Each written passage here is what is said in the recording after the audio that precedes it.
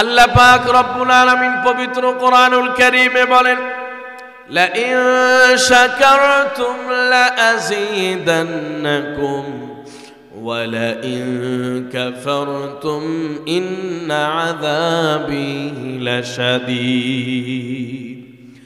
আল্লাহ পাক রব্বুল আলামিন বলেন, যদি তোমরা আমার নিয়ামত পাওয়ার পরে শুকরিয়া আদায় করো তাহলে আমি আল্লাহর নিয়ামতটাকে আরো বাড়িয়ে দেই। জোরে বলেন সুবহানাল্লাহ।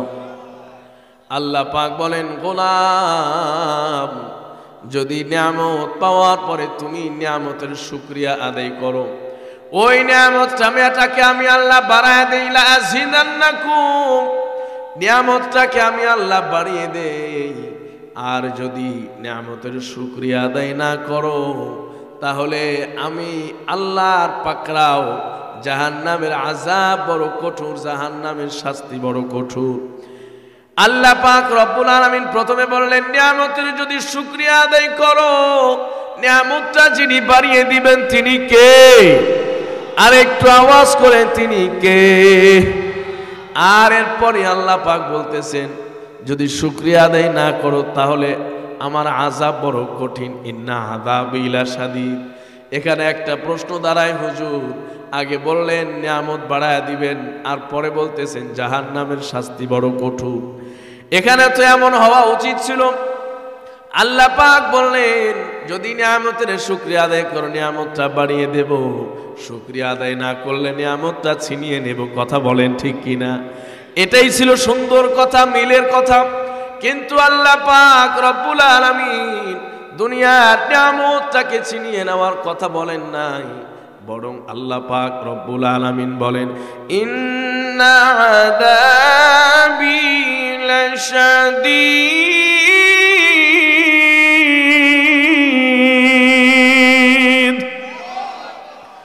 আল্লাহ পাক রব্বুল আলামিন বলেন, নিশ্চয় আমার আযাব, আমার শাস্তি বড় কঠিন, আমার শাস্তি বড় ভয়ঙ্কর।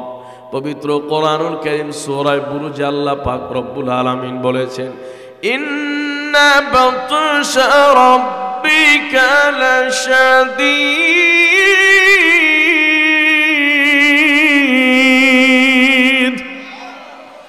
আল্লাহ পাক রব্বুল আলামিন বলেন, গোলাম তোমার রবের পাকড়াও, তোমার রবের ধরা, তোমার রবের আক্রমণ বড় কঠিন, বড় মারাত্মক। উলামায়ে কেরামের কারণ উল্লেখ করেছে, আল্লাহ পাক রব্বুল আলামিন নিয়ামত শুকরিয়া আদায় করলে, নিয়ামতের শুকরিয়া আদায় করলে বাড়িয়ে দিবেন, এর বিপরীতে শুকরিয়া আদায় না করলে নিয়ামত কমিয়ে দিবেন, ছিনিয়ে নেবেন। বলেন নাই কেন? উলামায়ে কেরাম বলেন, তাফসীরের কিতাবের মধ্যে লেখা হয়, আল্লাহ পাক রব্বুল আলামিনের কাছে এই দুনিয়ার কোনো দাম নাই, কোনো মূল্য নাই। এই জন্য এই দুনিয়া যে আল্লাহ ছিনায়া নিবেন এই কথাটা আল্লাহ পাক বলেন নাই। জোরে বলেন সুবহানাল্লাহ। যে ব্যক্তি কোটি কোটি টাকার মালিক, তার চাকরকে যদি 10 টাকা দিয়া বলেন এই কাজটা করবি, তাহলে এই 10 টাকা দিলাম, না করলে ছিনায়া নেব, আবার নিয়ে নেব। যদি কথার কথা কাজ নাও করে, এরপরও এত বড় ধনী মানুষ, তার জন্য কি শোভা পায় যে 10 টাকা আবার ফিরিয়ে নেবে? এটা কিন্তু শোভা পায় না, তার জন্য এটা উচিত নয়। আল্লাহ পাক রব্বুল আলামিন যিনি এই কুল কায়নাতের মালিক, তিনি আমাকে আর আপনাকে নিয়ামত দিলেন, আমরা যদি শুকরিয়া আদায় না করি তিনি যে ছিনায়া নেবেন, এটা বলা তার শানের খেলাফ। জোরে বলেন সুবহানাল্লাহ। প্রিয় মুসলমান ভাইয়েরা আমার, বলছিলাম আল্লাহ পাক রব্বুল আলামিন নিয়ামতের শুকরিয়া আদায় করলে নিয়ামতটা বাড়িয়ে দেন। আর দুনিয়ার জমিনে একজন ইমানদারের জন্য, এই দুনিয়ার জমিনে একজন ইমানদারের জন্য নেক আমলের চাইতে বড় নিয়ামত হতে পারে না, ঠিক কিনা? আজকের জন্য এই এলাকায় ফরজ ওয়াজিবের পরে নফল ইবাদতের মধ্যে সবচেয়ে গুরুত্বপূর্ণ ইবাদত আর আমল হলো এই মজলিসে বসে যাওয়া। কথা বলেন ঠিক কিনা? যারা এখনো এদিক সেদিক ঘোরাফেরা করছেন, সবচেয়ে গুরুত্বপূর্ণ আমলটি আপনি হাতছাড়া করছেন।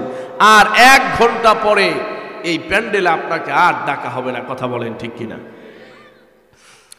প্রিয় মুসলমান ভাইয়েরা আমার, আল্লাহ পাক রব্বুল আলামিন বলে জাহান্নামের আযাব বড় কঠিন। আমার শাস্তি বড় মারাত্মক। এই দুনিয়ার মূল্য আল্লাহ পাকের কাছে নাই। এই জন্য হাদিস শরীফের মধ্যে এসেছি, এই দুনিয়ার কোনো মূল্য মালিকের কাছে নাই। মালিকের কাছে যদি এই দুনিয়ার মূল্য থাকতো, তাহলে যারা কাফের বেঈমান আছে, যারা মুশরিক আছে, যারা আল্লাহকে অস্বীকার করে, তাদেরকে আল্লাহ পাক এক ফোঁটা পানি পান করতে দিতেন না, ঠিক কিনা? যে আল্লাহ দ্রোহী, যে খোদা দ্রোহী, আল্লাহকে অস্বীকার করে, বলে there is a no God, Allah বলতে কিচ্ছু নাই, আওয়াজ করে বলে নাউজুবিল্লাহ, এই ব্যক্তি দুনিয়াতে এক কাতরা পানিও পাইতো না। কথা কোন ঠিক কিনা? আমার গোলাম যদি আমার কথা না শোনে, আমি কি তাকে খেতে দেব? কোশ্চিন কালেও নয়। কিন্তু আল্লাহ পাক রব্বুল আলামিন বলেন, আমার গোলাম এরপরে আমাকে অস্বীকার করে, আমার সূর্যের তাপ গ্রহণ করে, আমার দেওয়া পানি পান করে, আমার দেওয়া সব নাজ নিয়ামত ভোগ করে, আল্লাহ বলেন এরপরেও তোকে সব নিয়ামত দিলাম, কারণ এই দুনিয়ার নিয়ামতের মূল্য আমি মালিকের কাছে নাই। জোরে বলেন সুবহানাল্লাহ। প্রিয় মুসলমান ভাইয়েরা আমার, এই জন্য এই দুনিয়ার কোনো মূল্য নাই, কেবলমাত্র মালিকের কাছে মূল্য হলো আখেরাতের। কথা কোন ঠিক কিনা? এই জন্য আল্লাহ পাক দুনিয়ার কথা আলোচনা করেন নাই, বরং আলোচনা করেছেন হলো আখেরাতের কথা। আল্লাহ পাক রব্বুল আলামিন পবিত্র কোরআনুল কারীমে জানায় দেন, এই দুনিয়ার সফলতা আর এই দুনিয়ার কামিয়াবি আল্লাহ পাকের কাছে কোনো মূল্য নাই। এই দুনিয়া থেকে সফল হইল কি ব্যর্থ হইল, এটার মূল্য আল্লাহ পাকের কাছে নাই। এই দুনিয়ার জমিনে কোন বান্দা বড়লোক হয়ে গেল, কোন বান্দা এই দুনিয়ার জমিনে বড়লোক হলো, টাকা পয়সার মালিক হলো, কোন বান্দা গরিব হলো, কে চেয়ারম্যান হলো, কে ইউনিয়ন পরিষদের সদস্য হলো, কে এমপি হয়ে গেল, কে মন্ত্রী হয়ে গেল, এটার কোনো মূল্য মালিকের কাছে নাই। মালিকের কাছে এক নাম্বার বিষয় হলো, একমাত্র বিষয় হলো ঈমান। এজন্য কবি বলেন, চুয়া হেঙ্গে রফতান কুনান জানে পাক, চেবর তখতে মুরদান চেবর রুয়ে খাক। আল্লাহু আকবার। যে মানুষ মৃত্যুর সময় কে কোন বিছানায় শুয়ে মরল, এটা আল্লাহ পাক দেখেন না। আল্লাহ পাক দেখেন ঈমান নিয়ে কবরে আসলো কিনা। কথা বলেন ঠিক কিনা? কেউ সিঙ্গাপুরের নামি দামি হসপিটালে মৃত্যুবরণ করলো, কিন্তু ঈমান নাই, আল্লাহর কাছে কোনো মূল্য নাই। কথা কোন ঠিক কিনা? কমলাপুর রেল স্টেশনে একজন মারা গেল, কিন্তু ঈমান নিয়ে কবরে গেল, আল্লাহ পাকের কাছে সেই ব্যক্তি দামি হয়ে যাবে। কথা বলেন ঠিক কিনা? প্রিয় মুসলমান ভাইয়েরা আমার, উলামায়ে কেরাম জানেন, শায়েখ ফরিদউদ্দিন আত্তার রাহমাতুল্লাহি আলাইহি, তাকে আত্তার বলা হতো এই জন্য যে তিনি আতরের ব্যবসা করতেন। ব্যবসা যারা করেন, সকালবেলা দোকান খোলার পরে ব্যবসায়ীরা একটু ব্যস্ত থাকে। কথা বলেন ঠিক কিনা? দোকানটা কি গুছাইতে হবে, কোন জিনিসটা আমি কোন জায়গায় রাখলেই সুন্দর মতো সহজে কাস্টমারকে দিতে পারবো, এই সব পজিশনগুলো তৈরি করতে হয়। একটা দোকান গুছানোর সময় ব্যস্ত, আবার দোকানটাকে বন্ধ করার সময়ও ব্যস্ততা শুরু হয়ে যায়। ফরিদউদ্দিন আত্তার রাহমাতুল্লাহি আলাইহি সকালবেলায় আতরের দোকান খুলেছেন আর সব জিনিসপত্রগুলা গুছাইতেছেন।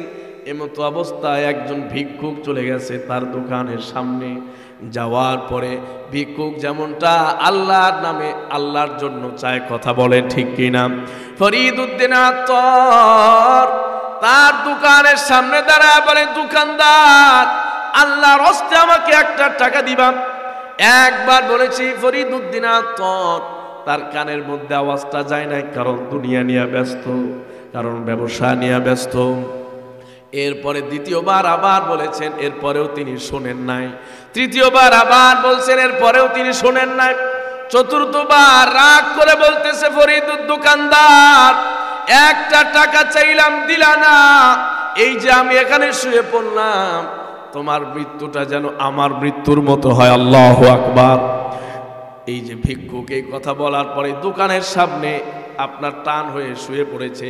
ছোট্ট একটা পোটলা ছিল হাতের মধ্যে, মাথার মধ্যে রেখে, মাথার নিচে রেখে একবার জোরে জোরে আশহাদু আল্লাহ ইলাহা ইল্লাল্লাহু ওয়া আশহাদু আন্না মুহাম্মাদান আবদুহু ওয়া রাসূলুহু, এই শাহাদা পড়তে পড়তে দুনিয়া ছেড়ে বিদায় নিয়ে চলে যায়। আল্লাহু আকবার। শায়েখ ফরিদ উদ্দিন আত্তর, তার চেতনা ফিরে গেছে। সকালবেলা দোকান মাত্র খুলতেছি, এমন একটা মুহূর্তে অজ্ঞাত একজন ভিক্ষুক চলে আসলো, আমাকে ডাক দিয়েছে, আমার কাছে টাকা চেয়েছে, কিন্তু আমি শুনি নাই, আমার কানের মধ্যে আওয়াজটা যায় না, আমি ব্যস্ত। আর কি এক অবাক কাণ্ড, কি এক আশ্চর্য বিষয়, আমার দোকানের সামনে আমাকে বলল, তোমার মৃত্যুটা যেন আমার মৃত্যুর মতো হয়। এই কথা বলে আমার দোকানের সামনে কালিমা পড়তে পড়তে মৃত্যুবরণ করলো। প্রিয় মুসলমান ভাইয়েরা রে আমার, ফরিদ উদ্দিন আত্তর, তার চেতনা ফিরে গেল। কি চাও? এই যে মানুষটা গাড়ি নাই, বাড়ি নাই, ঘর নাই, কোনো বিছানা নাই, কোনো সুন্দর কাপড় নাই, পোশাক নাই, কোনো বিল্ডিং নাই, অট্টালিকা নাই। ওরে মুসলমান, আজকালকে আমি আর আপনি তো বিল্ডিং বানানোর জন্য প্রস্তুত, কথা কন ঠিক কিনা? এই মুন্সিগঞ্জে এমন কোনো থানা নাই আমার মাহফিল করা নাই, আলহামদুলিল্লাহ। গতকাল কেউ শ্রীনগরে মাহফিল ছিল। এই মুন্সিগঞ্জের মানুষের সঙ্গে আমার বড় মহব্বতের সম্পর্ক, কারণ কথা বলেই ফেলি, এই মুন্সিগঞ্জে আমি 5 বছর খেদমত করেছি, আলহামদুলিল্লাহ। পড়েন, আপনাদের সাথে জন্য আমার একটা মহব্বতের সম্পর্ক। এমন কোনো থানা নাই, এলাকা নাই, ইউনিয়ন নাই যেখানে আল্লাহ আমাকে নেন নাই। আমি জানি এলাকার অসংখ্য হাজারো যুবক আছে যারা প্রবাসে আছে, কথা কন ঠিক কিনা? এই যে দুনিয়ার জন্য, টাকার জন্য, রিজিকের জন্য মানুষ সর্বোচ্চ কষ্ট, পরিবার পরিজন থেকে দূরে থাকা, এর চেয়ে বড় কষ্ট আর হতে পারে না, কথা বলেন ঠিক কিনা? এজন্য সবসময় সেই প্রবাসীদের জন্য দোয়া করার প্রয়োজন আছে না নাই? আমার মনে হয় এই মজলিসে অসংখ্য মানুষ আছেন যার সন্তান বিদেশে আছে, কথা বলেন ঠিক কিনা? মা বোনদের প্যান্ডেলে অনেক মা আছেন যার সন্তান আছে প্রবাসী, অনেক বোন আছেন যার স্ত্রী, যার স্বামী আছেন বিদেশে, কথা বলেন ঠিক কিনা? অনেক যুবক আছে যার ভাই আছে প্রবাসী। এই যে মানুষ প্রবাসী বিদেশের মধ্যে চলে যায় কেবলমাত্র রিজিকের জন্য, কেবলমাত্র রিজিকের অন্বেষণে।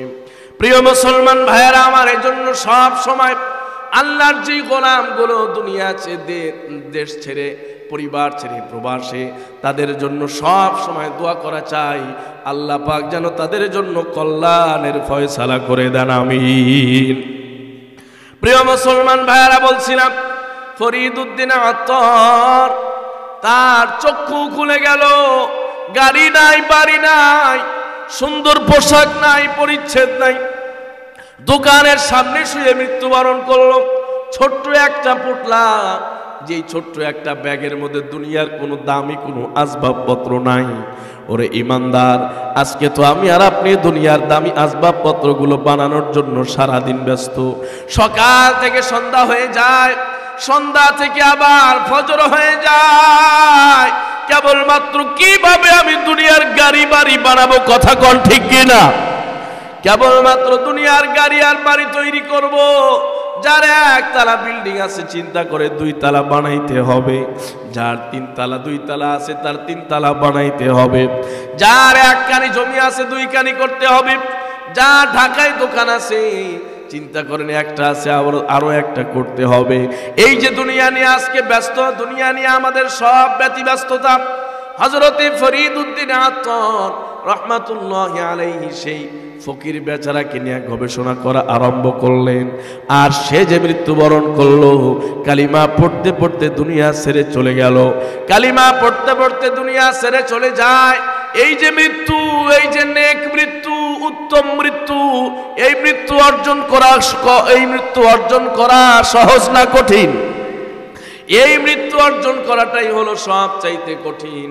ফরিদউদ্দিন আত্তর চিন্তা করলেন, এই যে ফকিরটা আমাকে যে সবক দিয়া গেল যে তোমার মৃত্যুটা যেন আমার মৃত্যুর মতো হয়, আমি যদি এই ফকিরের মতো মরতে চাই, ঈমান নিয়ে কবরে যদি যেতে চাই, তাহলে দোকান নিয়ে এত ব্যস্ত থাকলে হবে না। কথা বলেন ঠিক কি না? কারণ এই ফকির বেচারার তো দোকান ছিল না, সে তো দুনিয়া নিয়ে এত ব্যস্ত ছিল না। আমি তো এত ব্যস্ত, আমাকে 3 বার ডাকার পরেও আমি শ্রবণ করি নাই, শুনতে পাই নাই। 3 বার ডাকার পরেও আমি শুনি নাই। আমি এত ব্যস্ত। এই ফকির আমাকে এই মেসেজ দিয়া গেল, এই দুনিয়া নিয়ে এত ব্যস্ত থাকতে পারো না, কারণ দুনিয়া নিয়ে ব্যস্ত থাকলে ঈমান নিয়ে কবরে যাওয়া কঠিন। কথা বলেন ঠিক কিনা? তুমি যদি আমার মতো ঈমান নিয়ে কবরে যেতে চাও, তাহলে অবশ্যই দুনিয়াকে ছেড়ে দাও, দুনিয়াকে ছেড়ে দাও। আমার মতো ঘর ছাড়ো, ঘর থেকে চলে যাও। আমার মতো ছোট্ট একটা গাড়ি দিয়া রাস্তায় রাস্তায় ঘোরো, খানকায় খানকায় ঘোরো, আল্লাহর ওলিদের দরবারে যাও, যেখানে গেলে মালিককে পাওয়া যাবে। কথা বলেন ঠিক কিনা? এই কথা যখন ফরিদউদ্দিন আত্তরের অন্তরের মধ্যে যখন কথাটা চলে আসলো, সঙ্গে সঙ্গে ফরিদউদ্দিন আত্তর সিদ্ধান্ত নিলেন, এই দুনিয়া কামানোর জন্য আর 1 মিনিট সময় ব্যয় করবেন না। সুবহানাল্লাহ। মনের মধ্যে একটাই চিন্তা, আমাকে বলেছে যে তোর মৃত্যুটা যেন আমার মতো হয়। তাহলে ফকিরের মতো মৃত্যু অর্জন করতে চাইলে কি করতে হবে?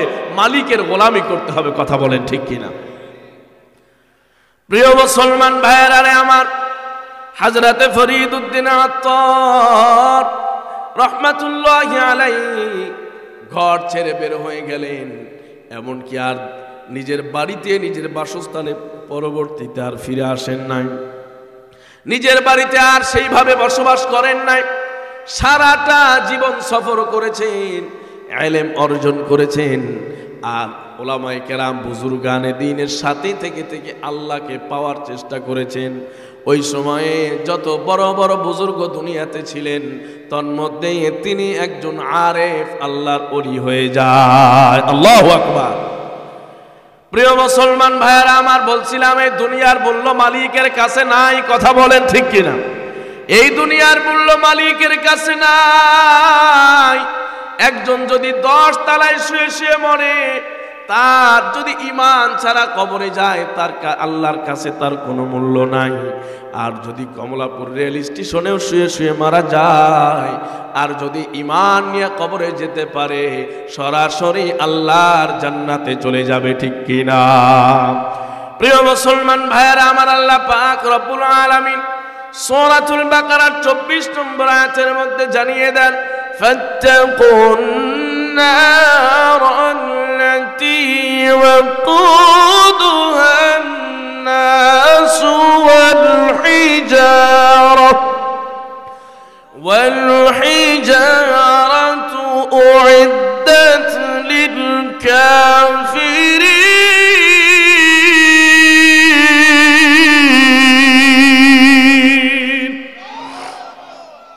আল্লাহ পাক রব্বুল আলামিন বলছেন, গোলাম ফাত্তাকুন নার, জাহান্নামের আগুন থেকে বেঁচে থাকো, জাহান্নামের আগুন থেকে বাঁচো। যেই জাহান্নামের আগুনের জন্য ইন্ধন হবে মানুষ এবং পাথর। জাহান্নামের আগুনটা জ্বালানো হবে পাথরের দ্বারা। আল্লাহ পাক রব্বুল আলামিন বলেন, ফাত্তাকুন নারাল্লাতী ওয়াকুদুহান নাস ওয়াল হিজারা, ওই জাহান্নামের আগুন থেকে বাঁচো। ওয়াকুদ মানে হলো লাকড়ি। আমরা যেমন ভাত রান্না করার জন্য লাকড়ি ব্যবহার করি। কথা বলেন ঠিক কিনা? লাকড়ি মানে হলো, ওয়াকুদ মানে হলো লাকড়ি, ইন্ধন বলে বাংলায়। ওই জাহান্নামের আগুনটা জ্বালানো হবে কালো গন্ধক পাথর দ্বারা। তাফসীর ইবনে কাসির, আল্লামা ইবনে কাসির রাহমাতুল্লাহি আলাইহি তাফসীর করতে গিয়া বলেন, জাহান্নামের আগুনটা জ্বালানো হবে কালো গন্ধক পাথর দ্বারা। ওই কালো গন্ধকের মধ্যে আল্লাহ পাক রব্বুল আলামিন 2টা বৈশিষ্ট্য দিয়েছেন।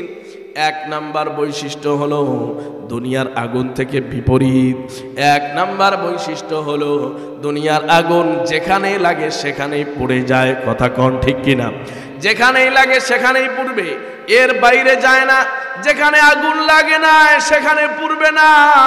সেখানে আগুনের প্রভাব পাওয়া যাবে না, কিন্তু জাহান্নামের আগুনটা বড় মারাত্মক, বড় কঠিন। জাহান্নামের আগুনটা বড় মারাত্মক, বড় কঠিন। ওই জাহান্নামের আগুনটা শরীরের যেই জায়গায় লাগুক না কেন, পুরা শরীরের মধ্যে জাহান্নামের আগুনের শাস্তি পাওয়া যাবে। আল্লাহ পাক রব্বুল আলামিন বলেছেন, নারুল্লাহিল্লাতী মুকাদা, নারুল্লাহিল মুকাদা আল্লাতী তাত্তালিউ আলাল আফইদা। আল্লাহ পাক রব্বুল আলামিন বলেছেন, আল্লাতী তাত্তালিউ আলাল আফইদা। এই যে জাহান্নামের আগুন একবার যখন জ্বালিয়ে দেওয়া হবে, গায়ের সঙ্গে টাচ লেগে যাবে। গায়ের সঙ্গে টাচ লাগার সঙ্গে সঙ্গে সবার আগে মানুষের কলিজার মধ্যে গিয়ে আঘাত দিবে। আল্লাহ পাক রব্বুল আলামিন বলেন, সেই জাহান্নামের আগুন থেকে বাঁচো, যেই জাহান্নামের আগুনের জন্য ইন্ধন হবে হলো পাথর, কালো গন্ধক পাথর। সেই পাথরের দুইটা বৈশিষ্ট্য। এক নাম্বার বৈশিষ্ট্য হলো দুনিয়ার আগুনটা যেখানেই লাগে সেখানেই পড়ে, কিন্তু সেই কালো গন্ধক পাথরের আগুন শরীরের যেখানে লাগবে সেখানেই কেবল পুড়বে না, পুরা শরীরের মধ্যে আগুনের জ্বালা শুরু হয়ে যাবে। আর দুই নাম্বার বৈশিষ্ট্য হলো দুনিয়ার আগুন যতই মারাত্মক হোক না কেন, এই দুনিয়ার আগুনটা যতই সিরিয়াস হোক না কেন, পানির কাছে আগুন দুর্বল হয়ে যায়। কথা বলেন ঠিক কিনা? পানির কাছে আগুন দুর্বল, পানি ঠান্ডা হয়ে যায়। কথা কন ঠিক কিনা? পানি যদি পেয়ে যায়, আগুনের উপরে পানি যদি ছিটা দেওয়া হয়, আগুনটা দুর্বল হয়ে যায়। কিন্তু জাহান্নামের সেই কালো গন্ধক পাথরের আগুন, এই দুনিয়ার যত নদী নালা আছে, এই দুনিয়ার যত পাহাড় পর্বত আছে, এই দুনিয়ার যত নদী নালা আছে, এই দুনিয়ার যত সাগর মহাসাগর আছে, এই দুনিয়ার যত জলরাশি আছে, এই সব জলরাশি যদি সেই জাহান্নামের আগুনের উপরে আপনি ছেড়ে দেন, ঢেলে দেন, এরপরেও জাহান্নামের আগুনকে নিভাইতে পারবে না। আল্লাহু আকবার। মুসলমান ভাইয়েরা রে আমার, আল্লাহ পাক রব্বুল আলামিন বলেন, ফাত্তাকুন নার, সেই জাহান্নামের আগুন থেকে বাঁচার চেষ্টা করো। যেই জাহান্নামের আগুন পাথরের দ্বারা জ্বালানো হবে। আর ভাষায় এই কোরআনের আয়াতে কেমন যেন মনে হয় মানুষের দ্বারাও আগুন জ্বালানো হবে। আল্লাহ পাক রব্বুল আলামিনের এই বাচন ভঙ্গি দ্বারা বোঝা যায় না জানি মানুষের দ্বারাও আগুন জ্বালানো হবে। ওলামায়ে কেরাম তাফসীরের কিতাবের মধ্যে লেখেন, আসলে মানুষের দ্বারা আগুন জ্বালানো হবে না, তবে মানুষকে এত বেশি জ্বালানো হবে, মানুষ এত বেশি পুড়বে, এত বেশি পুড়বে, কেমন যেন মনে হবে মানুষের দ্বারাই আল্লাহ আগুন জ্বালাইতেছে। প্রিয় মুসলমান ভাইয়েরা রে আমার, যেই জিনিসটা লাকড়ি হয় সেটাই কিন্তু বেশি জ্বলে। কথা বলেন ঠিক কিনা?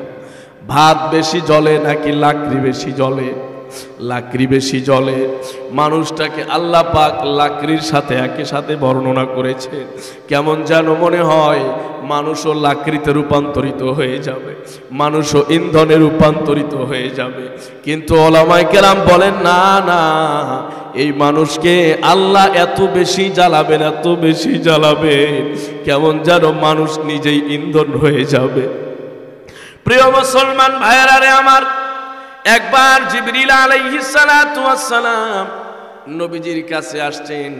নবীজির কাছে আসার পরে নবীজির সঙ্গে কথাবার্তা বলতেছেন।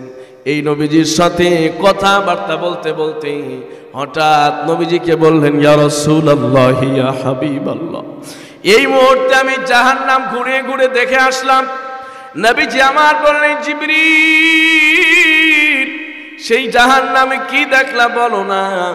হযরত জিবরিল আলাইহিস সালাতু ওয়াস সালাম বলেন, ইয়া রাসূলুল্লাহ, জাহান্নামটাকে আমি ঘুরে ঘুরে 7টা স্তর দেখে আসলাম। এই জাহান্নামের 7টা স্তর দেখে দেখে আসলাম। এক এক স্তরের বর্ণনা জিবরিল দেওয়া শুরু করলেন। এক স্তরের বর্ণনা দেওয়ার পরে আরেক স্তরের বর্ণনা দিলেন। এইভাবে 6 স্তরের বর্ণনা দিয়ে দিলেন। আর 7 নম্বর স্তরের বর্ণনা আর জিবরাইল দেন না। নবীজি আমার বললেন, জিবরিল, 6 স্তরের বর্ণনা দিলা, 7 নম্বর স্তরের বর্ণনা কেন দাও না রে? জিবরিল আলাইহিস সালাম বলেন, ইয়া রাসূলুল্লাহ, ইয়া হাবিবাল্লাহ, 7 নাম্বার স্তরে আমি আপনার কিছু গুনাহগার উম্মতকে দেখে আসলাম। নাউজুবিল্লাহ। এই কথা শোনার পরে নবীজির চেহারা মুবারক ভীষণ কালো হয়ে গেল। নবীজির চেহারা মুবারক বিষণ্ণ হয়ে গেল। জিবরিলের সঙ্গে কথাবার্তা আলোচনা শেষ করে দিলেন। এরপরে নবীজি আমার তার কামরার মধ্যে ঢুকে গেলেন। কামরার মধ্যে ঢুকে সরাসরি নামাজের মধ্যে দাঁড়ায় যান আল্লাহু আকবার। এটাই ছিল আমার নবীজির আমল। জীবনের সব আলো আলোতে আর সব অবস্থার মধ্যে নামাজের দরকার আছে না নাই? জীবনের সব হালতে, সকল পরিস্থিতিতে, সকল অবস্থার মধ্যে একমাত্র আমাদের সঙ্গী হলো আল্লাহ, ঠিক কিনা? আল্লাহ পাক রব্বুল আলামিন বলেন, ইন্নাল্লাহা মা'আস সাবিরিন।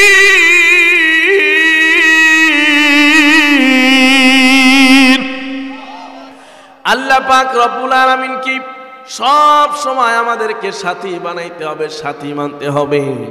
বিপদে আপদে, সুবিধায় অসুবিধায় নামাজ এবং ধৈর্যের সাথে যদি মালিকের কাছে চাইতে পারি, যিনি সমস্যাগুলোর সমাধান করে দিবেন তিনি কে? প্রিয় মুসলমান ভাইয়েরা রে আমার, 7 নাম্বার স্তরে নবীজির কিছু গুনাহগার উম্মত। এই কথা শোনার পরে নবীজি আমার দরওয়াজা লাগিয়ে দিয়ে নামাজের মধ্যে সিজদায় পড়ে গেছেন। এইভাবে একদিন নয়, এইভাবে একাধারে 3 দিন পর্যন্ত নবীজি আমার নামাজ আদায় করেন। নবীজি আমার কেবলমাত্র নামাজের সময় মসজিদে নববীতে যান, জামাতের সাথে নামাজ আদায় করেন। একটানা 3 দিন কারোর সঙ্গে আমার নবীজি কথা বলেন নাই, খানা পিনা গ্রহণ করেন নাই। 3 দিন পরে সাহাবায়ে কেরাম পরামর্শ করলেন, কি চাও? নবীজি 3 দিন হয়ে গেল কথাও বলেন না, খাবারও গ্রহণ করেন না। না জানি আমাদের কোনো বেয়াদবি হয়ে গেল, গোস্তাখি হয়ে গেল। সাহাবায়ে কেরাম পরামর্শ করলেন, যাও যাও নবীজির কাছে ক্ষমা চাও, নবীজি যেন আমাদেরকে মাফ করে দেন। সবাই মিলে পরামর্শ করলেন কাকে নবীজির দরবারে পাঠানো যায়। নবীজির সবচাইতে প্রিয় সাহাবী হযরতে আবু বকর, কথা কন ঠিক কিনা? হযরতে আবু বকরকে নবীজি বড় মহব্বত করতেন, বড় ভালোবাসতেন। নবীজির কাছে পাঠানো হলো আবু বকর সিদ্দিক। আবু বকর সিদ্দিক রাদিয়াল্লাহু তাআলা আনহু গেলেন। যাওয়ার পরে দরওয়াজায় নক করলেন। একবার দুইবার নবীজি আমার দরওয়াজা খোলেন না। এরপরে হযরতে আবু বকর ফিরে চলে আসলেন। আবার পাঠানো হলো হযরতে ওমর। হযরতে ওমরও ফিরে চলে আসলেন। এরপরে হযরতে আলী, তিনিও ফিরে আসলেন। এরপরে হযরতে সালমান, তিনিও ফিরে আসলেন, দরওয়াজা খোলেন না। সর্বশেষ হযরতে ফাতেমাকে পাঠানো হলো। নবীজির দরওয়াজার সামনে গিয়া যখন সালাম দিলেন, আসসালাতু ওয়াসসালামু আলাইকা ইয়া আবি ওয়া ইয়া রাসূলুল্লাহ, বাবা জান, আব্বা জান, আপনার উপরে শান্তি বর্ষিত হোক। আপনি দরওয়াজা খুলেন। একবার, দুইবার, 3বার যখন হলো, নবীজি আমার দরওয়াজা খুলে দিলেন। হযরতে ফাতেমাতুজ জাহরা রাদিয়াল্লাহু তাআলা আনহা দেখলেন নবীজি 3 দিন পর্যন্ত কান্না করতে করতে নবীজির চেহারা মুবারক চোখের পানি দ্বারা ভিজে যায়। আল্লাহু আকবার। নবীজি আমার কথা বলেন না। হযরতে ফাতেমা বললেন, আব্বা জান, সব সাহাবায়ে কেরাম পেরেশান। আপনি যদি কথা না বলেন, কার বেয়াদবি হয়ে গেল না বলেন, তাহলে সব সাহাবায়ে কেরাম পেরেশানের মধ্যে পড়ে গেছেন। নবীজি আমার বললেন, ফাতেমা রে, আমার উম্মত যদি জাহান্নামে যায়, আমি নবী কিভাবে ঘুমাইতে পারি? আল্লাহু আকবার। এই কথা বলে আবার দরওয়াজা লাগায় দিলেন। নবীজি আমার নামাজ পড়ে আবার সিজদার মধ্যে উঠে পড়েন। এইভাবে সিজদার মধ্যে পড়ে আছেন। আল্লাহ পাক রব্বুল আলামিন আবার জিবরিলকে পাঠায় দিলেন। ওরে জিবরিল, যাও না, কি খবর দিলা? আমার নবী আজকে 3 দিন পর্যন্ত খানা পিনা করেন না। রাতের খাবার নাই, দিনের খাবার নাই, দিনের ঘুম নাই, রাতের বিশ্রাম নাই। যাও না, আমার রাসূলকে গিয়া বলো আপনি যা চাবেন আল্লাহ তাই দিয়া দিবেন। আল্লাহু আকবার। আপনি যা চাবেন আল্লাহ তাই দিয়া দিবেন। জিবরিল এসে বললেন, ইয়া রাসূলুল্লাহ, ইয়া হাবিবাল্লাহ, আল্লাহ পাক ওয়াফার করেছেন, আপনি যা চাবেন আল্লাহ পাক আপনাকে তাই দিয়ে সন্তুষ্ট করে দিবে। নবীজি আমার বলেন, জিবরিল, আল্লাহ কি তাই বলেছেন? বললেন, জি ইয়া রাসূলুল্লাহ, আপনি যা বলবেন আল্লাহ তাই কবুল করবে। নবীজি বললেন, তুমি সাক্ষী থাকো, কিয়ামতের দিন আমার একজন উম্মত যদি জান্নাতে যাওয়া বাকি থাকে, আমি রাসূল সন্তুষ্ট হব না। আল্লাহু আকবার। নবীজি আমার জাহান্নামের আগুনটাকে ভয় পাইতেন। আল্লাহ পাক রব্বুল আলামিন বলেছেন, গুফিরা লাহু মা তাকাদ্দামা মিন যামবিহি ওয়া মা তাআখার। যেই নবীর আগে পরে কোনো গুনাহ নাই, যেই নবীর আগে পরে কোনো পাপ নাই, গুনাহ নাই, ওই নবী যদি জাহান্নামের আগুনের কথা শোনার পরে 3 দিন পর্যন্ত খানা নাই, পিনা নাই, কথা বলেন ঠিক কিনা? যেই নবী আল্লাহ পাক যাকে এত সম্মান দিয়েছে, এত ইজ্জত দিয়েছেন, জাহান্নামের কথা শোনার পরে 3 দিন পর্যন্ত তার খাবার নাই, পানি নাই, তাহলে সেই জায়গায় আমাদের জন্য জাহান্নামের কথা শুনলে, জাহান্নামের আযাবের কথা শুনলে, এর পরেও কিভাবে মানুষ নামাজ কাজা করে, কথা বলেন ঠিক কিনা? এরপরেও কিভাবে যুবক তুমি মসজিদে যাও না, নামাজে যাও না? ওরে আমার কলিজার টুকরা যুবক, যৌবনের শক্তি পাওয়ার পরে যুবকরা পাগলামি করে, মনে করে এই যৌবনের শক্তিটা সারা জীবনেই থাকবে, কথা বলেন ঠিক কিনা? কিন্তু আসলে বাস্তব এটা নয়। প্রত্যেকটা মানুষ যারা আমার সামনে বসে আছেন, যাদের চুলগুলো পেকে গেল, দাড়িগুলো সাদা হয়ে গেল, আমি আমার কলিজার টুকরা যুবককে বলি, যুবক তুমি যদি তাদেরকে একটু জিজ্ঞেস করো, খোদার কসম করে বলি, আমাদের এই জামানার যুবকদের চাইতে আমাদের বাবারা, দাদারা অনেক শক্তিশালী যুবক ছিলেন, ঠিক কিনা? এখনো আমার বাবা যে কাজ করেন আমরা এর ধারে কাছেও যাইতে পারি। এখন 60 বছর 62 বছর বয়সেও সংসারের যে পরিশ্রম তারা করতে পারেন, আমাদের মতো যুবক পোলাপানো করতে পারে না, কথা বলেন ঠিক কিনা? যৌবন তাদেরও ছিল, আমাদের চেয়ে আরো ভালো যৌবন তাদের ছিল, কিন্তু আজকে বয়সের ভারে তারা বৃদ্ধ হয়ে গেছেন, কথা বলেন ঠিক কিনা? কলিজার টুকরো যুবক, এজন্য এই যৌবনের শক্তি নিয়ে যদি তুমি মনে করো যে এই যৌবন আমার সারা জীবন থাকবে, এটা ভুল কথা। তুমি ভুলের সাগরে হাবুডুবু খাচ্ছ, কথা বলেন ঠিক কিনা? এই যৌবন তোমার চলে যাবে, আর এই যৌবন বয়সে তুমি যদি মালিকের গোলামি না করতে পারো, আল্লাহ পাক রব্বুল আলামিনের গোলামি যদি না করতে পারো, বার্ধক্য বয়স যখন হয়ে যায় তখন সবকিছু এমনিই ভুল হয়ে যায়, কথা বলেন ঠিক কিনা? সূরা ফাতিহা, আমার একজন মুসল্লি আছে, উনি সচিব সাহেব, 82 বছর বয়স, তো মাঝে মধ্যে ডাক দিয়ে আস্তে আস্তে কথা বলেন, মসজিদে আসেন, চেয়ারে নামাজ পড়ে, বলেন যে হুজুর এখন সূরা ফাতিহাটাও পড়তে পারি না, মাঝে মধ্যে ভুলে যাই। হুজুর কয়, এত লেখাপড়া করলাম, এত বই পড়লাম, কিতাব পড়লাম, এত কোরআনের অনেক সূরা মুখস্থ করলাম, সবচেয়ে জীবনে বেশি সূরা পড়েছিল সূরা ফাতিহা, কথা বলেন ঠিক কিনা? আর বলেন যে এখন বয়স বেশি হওয়ার কারণে স্মৃতিশক্তিটা এত দুর্বল হয়ে গেছে যে সূরা ফাতিহা পড়তে 15 মিনিট লাগে, 7 মিনিট লাগে, 8 মিনিট লাগে, কারণ প্যাস লেগে যায়। এই জন্য যৌবন কাল আল্লাহ পাক রব্বুল আলামিনের দেওয়া সবচেয়ে বড় নিয়ামত, একবার যদি চলে যায় আর ফিরে আসবে না, কথা বলেন ঠিক কিনা? নবীজি বলেছেন 5টি জিনিসকে 5টি জিনিস আসার আগেই গনিমত মনে করো। ইগতানিম খামসান ক্বাবলা খামসিন। নবীজি বলেছেন হায়াতাকা ক্বাবলা মাউতি। গোলাম, তোমার হায়াতকে মৃত্যু আসার আগেই গনিমত মনে করো, কারণ মৃত্যুর পরে মানুষ শুধু আফসোস করবে একটা সিজদা দেওয়ার জন্য। আল্লাহ একটা সিজদা দিলে জান্নাতে কত বড় দালান হয়ে যেত, আমি একটা সিজদা দিতে চাই। আল্লাহ বলবেন কাল্লা, কখনো নয়, আর দ্বিতীয়বার তোমাকে সুযোগ দেওয়া হবে না, ঠিক কিনা? একটা সিজদা দেওয়ার জন্য মানুষ আফসোস করবে, একটা সিজদা দেওয়ার জন্য মানুষ আফসোস করবে, আর দুনিয়াতে আসতে চাবে।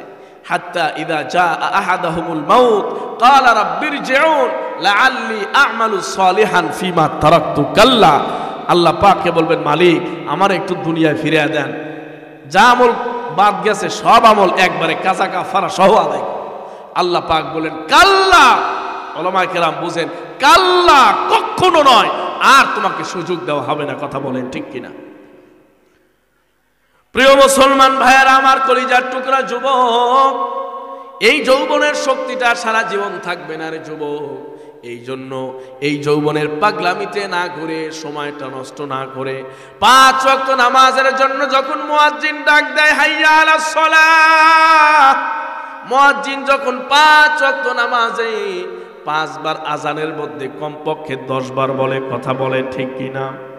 মালিক বলেন গোলাম, দুনিয়ার মালিক যদি তোমাকে একবার ডাক দেয়, তুমি যদি সাড়া না দাও, 2 বার যদি ডাক দেয় সাড়া না দাও, 3 বার যদি ডাক দেয় সাড়া না দাও, অফিসের বসের আদেশ যদি না মানো চাকরি চলে যাবে। কথা বলেন ঠিক কিনা?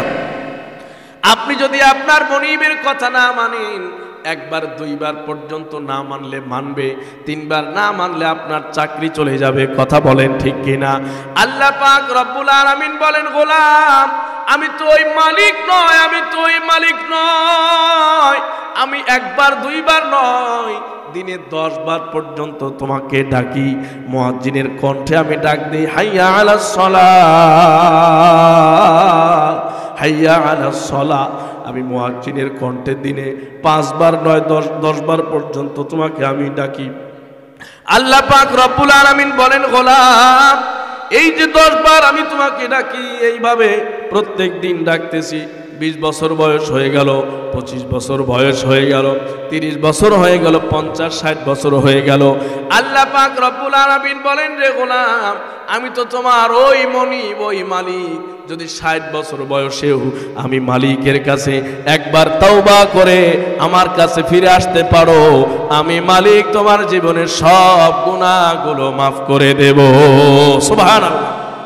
প্রিয় মুসলমান ভাইয়েরা আমার, এই জন্য নবীজি হাদিসের মধ্যে বলেন মান বাকা মিন খাশিয়াতিল্লাহি ফাকাদ হারামাল্লাহু আলাইহিন নার। ওই যে জাহান্নামের আগুনের কথা বলছিলাম, আল্লাহ পাক রব্বুল আলামিন যেই জাহান্নামের আগুনটাকে ইন্ধন, যেই জাহান্নামের আগুনটাকে গন্ধক পাথর দ্বারা তৈরি করবেন, জ্বালিয়ে দিবেন, নবীজি আমার বলেন দুনিয়াতে সেই জাহান্নামের আগুনটা নিভানোর জন্য অস্ত্র নিয়ে আসো। ওই দুনিয়ার আর জাহান্নামের আগুনটা কিন্তু দুনিয়ার পানি দিয়া নিভানো যাবে না, দুনিয়ার কোন মেডিসিন দ্বারা নিভানো যাবে না। আল্লাহ পাক রব্বুল আলামিন বলেন গোলাম, দুনিয়ার মালিক আর আমি মালিকের মধ্যে অনেক বড় বেশকুম রয়ে গেছে। আল্লাহ পাক রব্বুল আলামিন বলেন ও গোলাম, তুমি যদি 60 বছর 70 বছর বয়সেও নামাজ পড়তে পারো না, নামাজ কাজা হয়ে গেছে, রোজা রাখতে পারো না, রোজা কাজা হয়ে গেছে, হজ করতে পারো না, দেরি হয়ে গেছে, যুবক তোমার জেনা হয়ে গেছে, যুবক তোমার বড় বড় গুনাহ হয়ে গেছে, এই দুনিয়ার কেউ না জানলেও যিনি জানে তিনি কে? এই দুনিয়ার কেউ যদি না জানেন, এরপরও যিনি জানেন তিনি কে? আল্লাহ পাক বলেন গোলাম, তোমার সব গুনার রেকর্ডগুলো আমার কাছে রয়ে গেছে। আল্লাহ পাক রব্বুল আলামিন পবিত্র কোরআনুল কারীমে বলেন ওয়া কুল্লা ইনসানিন আলজামনাহু তায়রাহু ফি উনুকি ওয়া নুখরিজু লাহু ইয়াওমাল কিয়ামাতি কিতাবান ইয়ালকাহু মানশুরা ইকরা কিতাবাকা কাফা বিনাফসিকাল ইয়াওমা আলাইকা হাসিবা। আল্লাহু আকবার। আল্লাহ পাক রব্বুল আলামিন বলেন গোলাম, তোমার আমলনামাটা তোমার সঙ্গে আমি আল্লাহ লটকিয়ে দিয়েছি, রেখে দিয়েছি। তোমার আমলনামা কিয়ামতের দিন তোমার সামনে উন্মুক্ত করে দেওয়া হবে। আল্লাহ পাক রব্বুল আলামিন বলবেন ইকরা কিতাবাক, তোমার আমলনামাটা আজকে তুমি পড়ো, তুমি পড়ো, তুমি পড়ে পড়ে তোমার সিদ্ধান্তটা তুমি নাও। মুসলমান ভাইয়েরা রে আমার, কিয়ামতের ময়দানে আল্লাহ পাক এক গোলামকে ডাক দিয়ে দিবেন, আর আমলনামাটা ওই গোলামকে দিয়েই পড়াবেন। গোলাম যখন নিজের আমলনামা নিজে পড়বে, আল্লাহ পাক বলবেন গোলাম রে এখন তোমার সিদ্ধান্তটা তুমি দাও। ওই সময় গোলাম বলবে মালিক, আমার আমলনামা দেখে মনে হচ্ছে আমার জন্য জাহান্নাম ওয়াজিব হয়ে গেছে, আমার জন্য জাহান্নাম বড় ওয়াজিব। আল্লাহ বলবেন যে গোলাম তোর বিচারটা আজকে তুই কর। বান্দা বলবে মালিক আমার আদালতে আমার যদি বিচার করা হয় আমার জন্য জাহান্নাম ছাড়া কোনো পথ নাই, কোনো রাস্তা। আল্লাহ পাক রব্বুল আলামিন বলবেন গোলাম আবার একটু পড়ে দেখ। গোলাম বারবার পড়বে। আল্লাহ পাক রব্বুল আলামিন বলবেন গোলাম এখন তোমার কি সিদ্ধান্ত? একবার দুইবার তিনবারের পরেও গোলাম বলবে মালিক আমার আদালতে আমার যদি বিচার করা হয় আমার জন্য জাহান্নাম অবধারিত হয়ে যাবে। আল্লাহ পাক রব্বুল আলামিন বললেন উদখুলিল জান্নাহ। আল্লাহু আকবার। আল্লাহ পাক বলবেন গোলাম যাও না জান্নাতে প্রবেশ করো। ওই সময় বান্দা বলবে মালিক আপনি তো রাজাধিরাজ, তো আপনি আমার সঙ্গে ঠাট্টা করতেছেন, মস্করা করতেছেন, আমার জন্য তো জাহান্নামের ফয়সালা হয়ে যাবে, আপনি জান্নাতে যাওয়ার কথা বলে আমার সঙ্গে ঠাট্টা করতেছেন। আল্লাহ পাক রব্বুল আলামিন বলবেন রে গোলাম না না আমি তো তোর সঙ্গে ঠাট্টা করি না, আমি মালিক তোর যে দুনিয়া ছিল তুই যে দুনিয়াতে ছিলি ওই দুনিয়ার সমান 10 দুনিয়া জান্নাত দিয়ে দিলাম। আল্লাহু আকবার। আল্লাহ পাক বলবেন গোলাম হাল ইতারাফতা তুমি কি স্বীকার করো তোমার জন্য জাহান্নাম ওয়াজিব?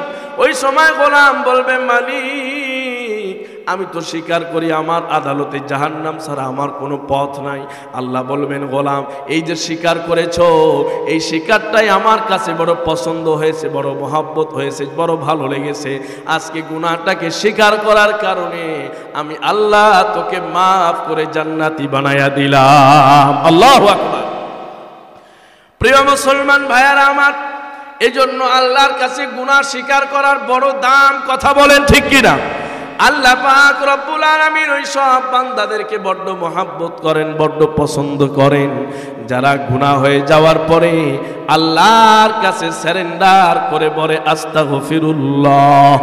একটু পড়েন না আস্তাগফিরুল্লাহ, একটু আওয়াজ করে পড়েন আস্তাগফিরুল্লাহ, একটু আওয়াজ করে পড়েন আস্তাগফিরুল্লাহ আস্তাগফিরুল্লাহ আস্তাগফিরুল্লাহ। এই যে ইস্তেগফার, এই যে তাওবা আল্লাহর কাছে সবচাইতে প্রিয় জিনিস, সবচাইতে মহব্বতের জিনিস।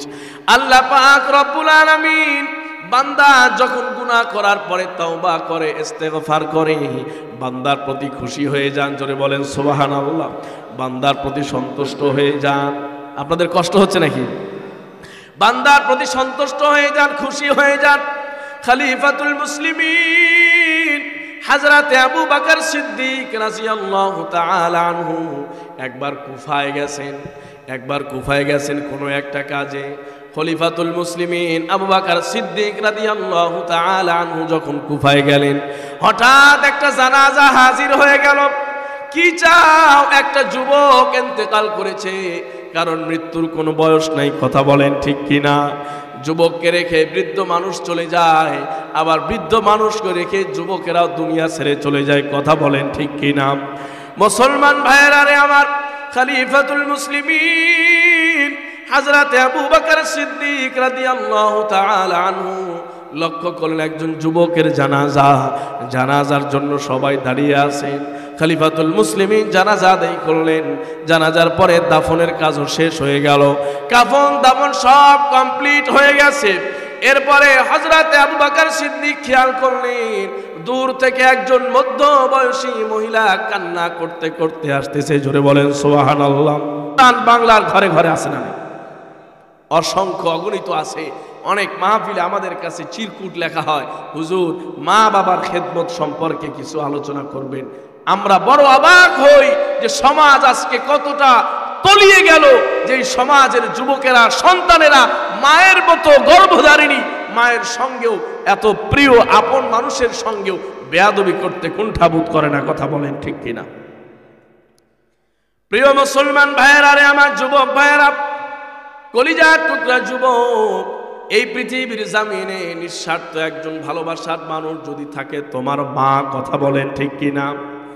এই যে আজও এক জেলা থেকে আরেক জেলায় সফরে চলে যায়, রাত্রিবেলায় যখন 9টা 10টা বাজে গ্রামের বাড়ির মানুষগুলো 10টার আগেই সবাই ঘুমিয়ে যায়। কথা বলেন ঠিক কিনা?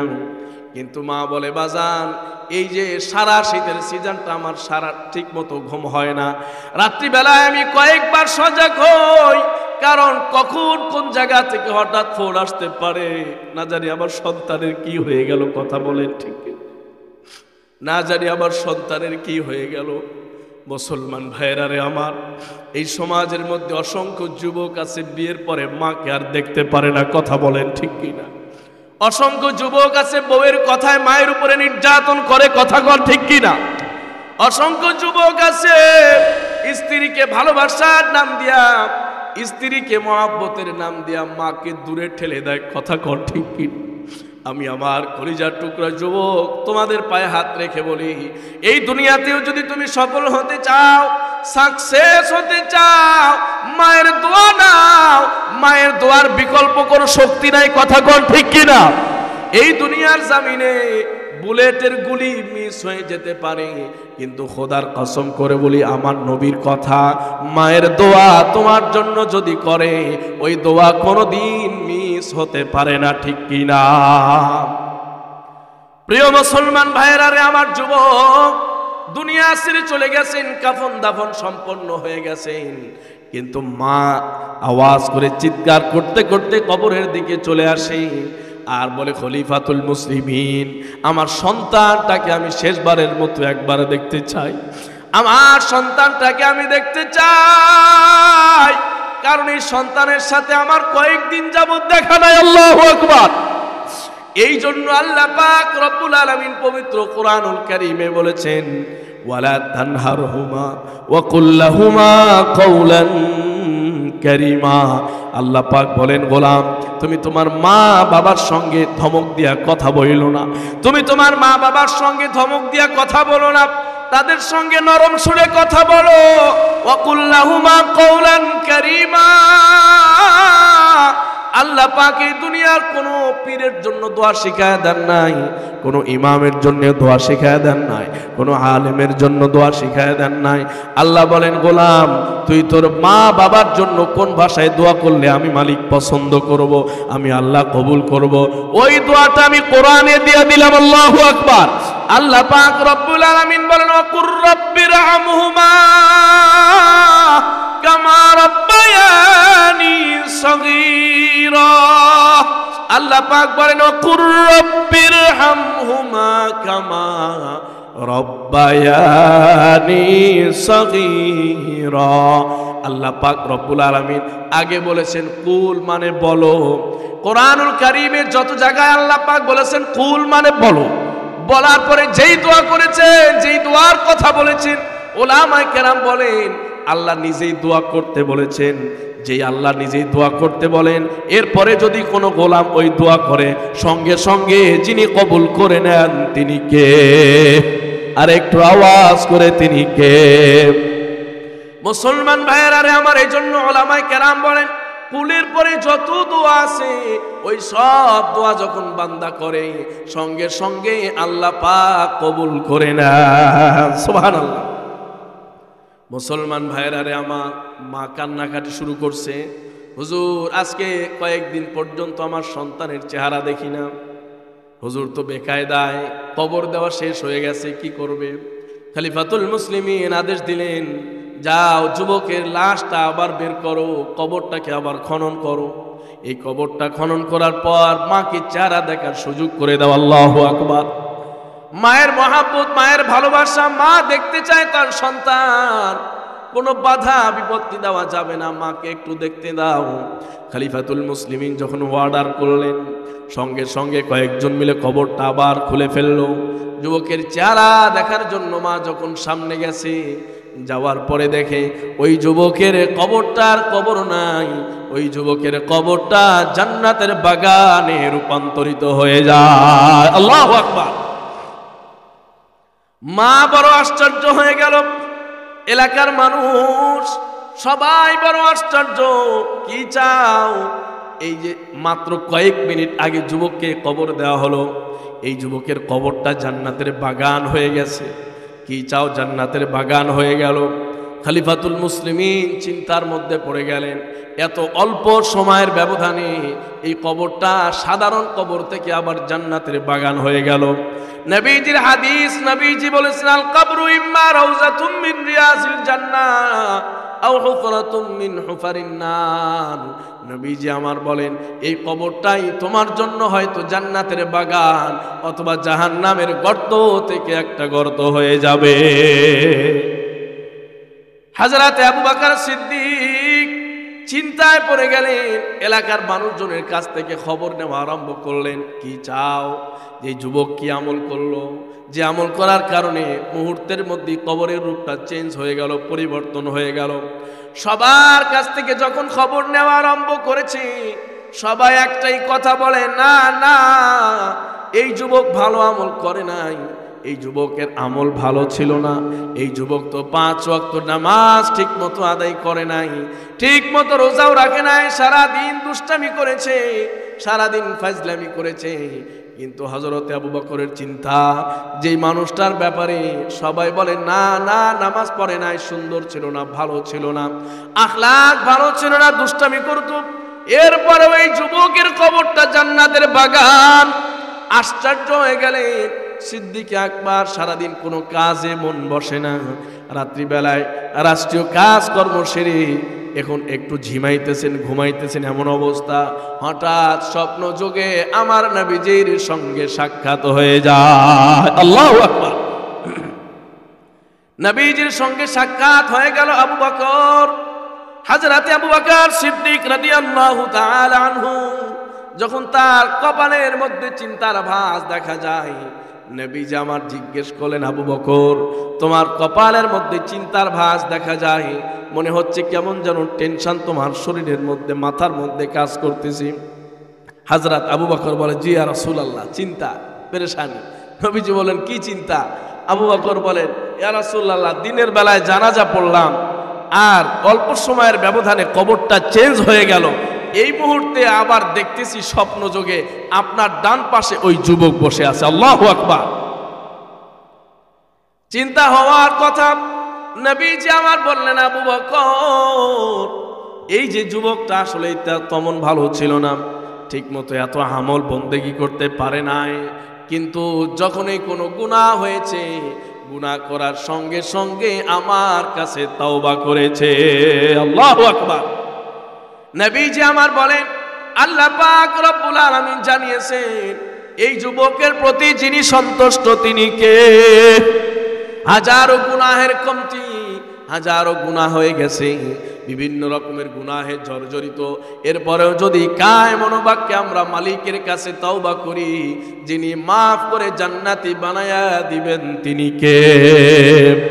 মুসলমান ভাইয়েরা রে আমার, নবীজি আমার বলেন, আবু বকর এই যে যুবকটা আমার ডান পাশে বসা, এই যুবকটা যখন ওই কোনো গুনাহ হয়ে যাইতো, গুনাহ হওয়ার সঙ্গে সঙ্গে আমার কাছে তওবা করত, মালিকের কাছে তওবা করত, ইস্তেগফার করত, আল্লাহর কাছে মাপ চাইতো, ক্ষমা চাইতো, রোনাজারি করত।